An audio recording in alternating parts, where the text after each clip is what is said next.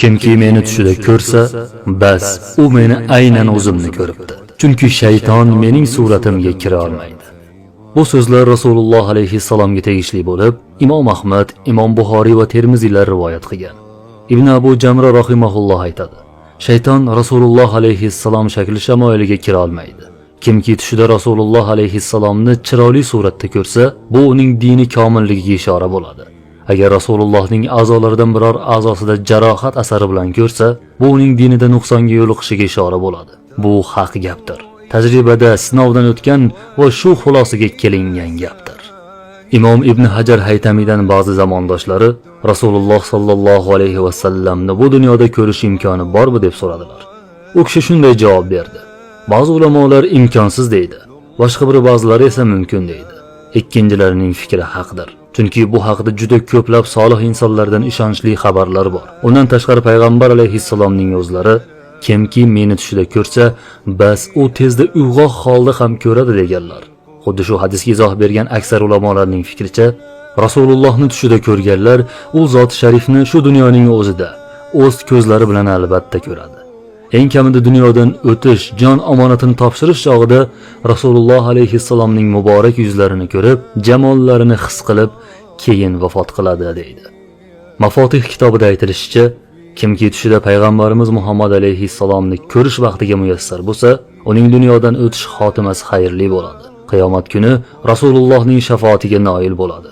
Borar makoni esa jannat bo'ladi. Agar ota-onasi musulmon bo'lsa, ular ham Allohning mag'firatiga yetishadi. Rasulullohni bir bora tushda ko'rgan kimsa Qur'oni Karimni 12 marta xatm qilgan qorilar darajasiga chiqadi. Bunday quvonchli tush ko'rganlarning so'nggi damda jon topshirishi juda yengil bo'lib, qabr azobidan ham xalos bo'ladi. Shuningdek, qiyomat kuni dahshatlaridan ham omon qoladi deydi. Imom Navaviy rahmatullohi alayhidan Rasululloh alayhissalomni tushda ko'rishlik faqat solihlarga xosmi yoki hamma inson ko'rishi mumkinmi deb so'raganlarida u kishi yo'q. Faqatgina solihlar emas, balki hamma musulmon u zot sharifni tushida ko'rish imkoniga ega deb javob bergan. Kamina xodimingiz imkon qadar siz azizlar bilan Hasan Muhammad Shaddod rahimahullohning shu mavzuda bitgan asari asosida payg'ambar alayhissalomni tushda ko'rish imkonini beruvchi qimmatli tavsiyalar bilan ulashamiz. Janob Rasulullohni ko'rish uchun quyidagi tavsiyalarga amal qiling. Birinchi tavsiya: Qadr surasini har kuni quyosh chiqish va botish chog'ida 21 martadan o'qishni odat qilgan kishi Rasululloh alayhissalomni Allohning xohishi bilan tushida ko'radi. Ikkinchi tavsiya: Kavsar surasini bir kechada 1000 marta o'qigan kishi Rasulullohni Allohning xohishi bilan u ham ko'radi. Hasan Muhammad Shaddod bu amaliyot foydasini tajribadan o'tkazganini ta'kidlagan. Uchinchi tavsiya: Kimki Rasululloh alayhissalomni tushida ko'rishni istasa, Muzzammil surasini 41 marta o'qisin. Shubhasiz, u Rasulullohni ko'radi. Hasan Muhammad bu amaliyotni ham sinovdan o'tkazganini ta'kidlagan. To'rtinchi tavsiya: Juma kunida Qadr surasini 1000 marta o'qigan kishi payg'ambar alayhissalomni tushida ko'rmaguncha bu dunyodan o'tmaydi. Allohga hamdlar aytamanki, bu ham tajribadan o'tdi deydi Hasan Muhammad. Beshinchi tavsiya: Ba'zi ulamolar aytishlaricha, Kavsar surasini quyidagicha xususiyati bor. Kimki bu surani juma kechasida 1000 marta o'qib, ortidan Rasulullohga yana 1000 marta salovat aytib uxlasa, tushida u zoti sharifni ko'radi. Men bu tajribani amalda juda ko'pchilik sinab ko'rganini va tasdig'ini topganini bilaman deb aytadi Hasan Muhammad.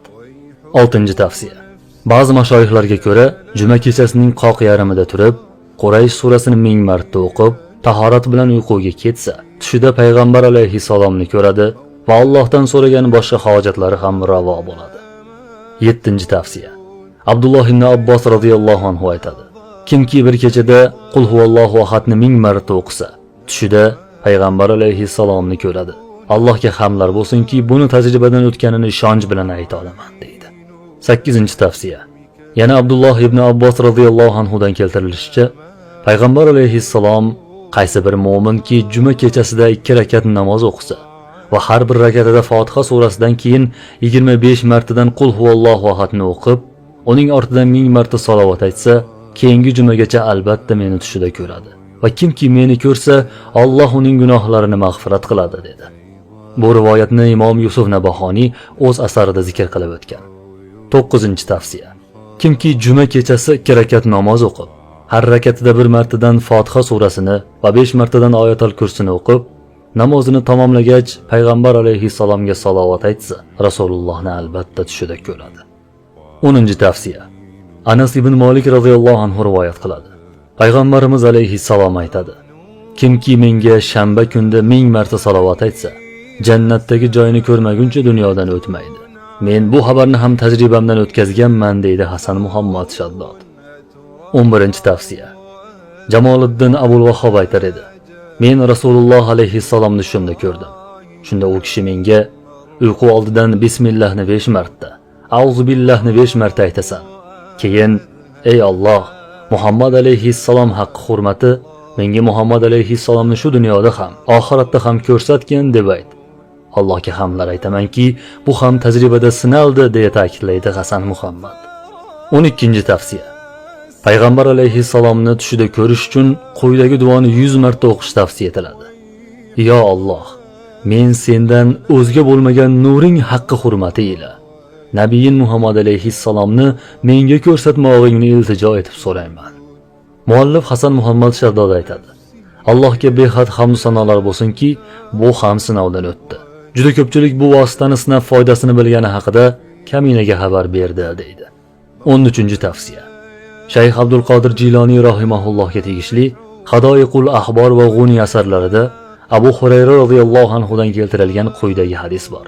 Rasululloh alayhissalom aytdi: Kimki juma kechasida 2 rakat namoz o'qisa, har rakatida Fotiha surasidan keyin 1 marta Oyatul Kursini va 15 marta Qul huvallohu ahadni o'qisa va namozining oxirida 1000 marta salovat aytsa, u tushida meni ko'radi yoki keyingi juma oxiriga qadar albatta ko'radi. Kim meni tushida ko'rsa, unga jannat bordir va oldingi va keyingi gunohlari ham kechiriladi, deganlar. Hurmatli kuzatuvchimiz, sizga yuqorida 13 ta tavsiya berildi. Bularni qaysi birini qilamiz deb so'rashingiz mumkin. Toqatingiz qaysi biriga yetadi? Shuni qiling. Hammasiga yetsa hammasini bajaring.